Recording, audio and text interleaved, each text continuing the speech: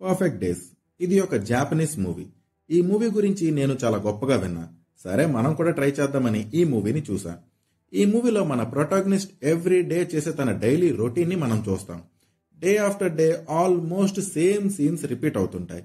మన protagonist life and అతని daily habits, work, అతను వెళ్లే ప్లేసెస్ అండ్ కలిసే మనుషుల గురించి మనం ఈ మూవీలో చూస్తాం. ఇదే ఈ movie basic story.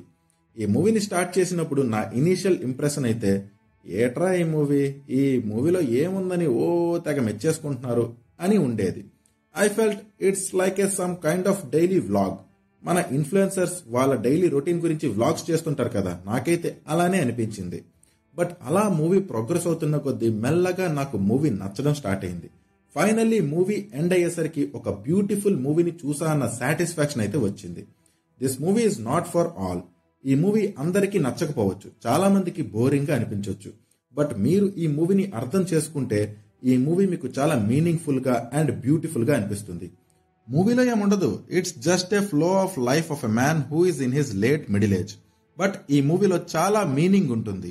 Every scene meaningful గా ఉంటుంది. ఈ మూవీలో చాలా మెటఫర్స్ ఉంటాయి.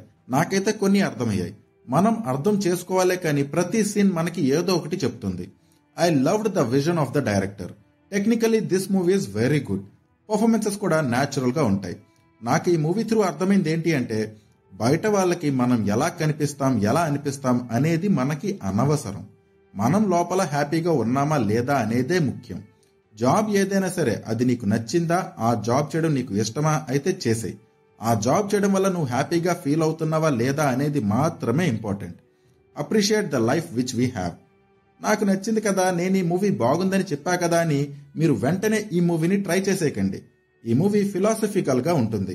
సో మీరు ఒక beautiful yet meaningful and philosophical మూవీని చూడాలి అనుకుంటే మాత్రమే ఈ మూవీని ట్రై చేయండి. ఒకవేళ మీరు ఒక మంచి డ్రామాని ఎక్స్పెక్ట్ చేసే వాళ్ళైతే ఈ మూవీని లైట్ తీసుకోవచ్చు. మీరు ఈ మూవీని చూసి ఉంటే మీకు ఈ మూవీ ఎలా అనిపించింది అనేది కామెంట్ చేయండి.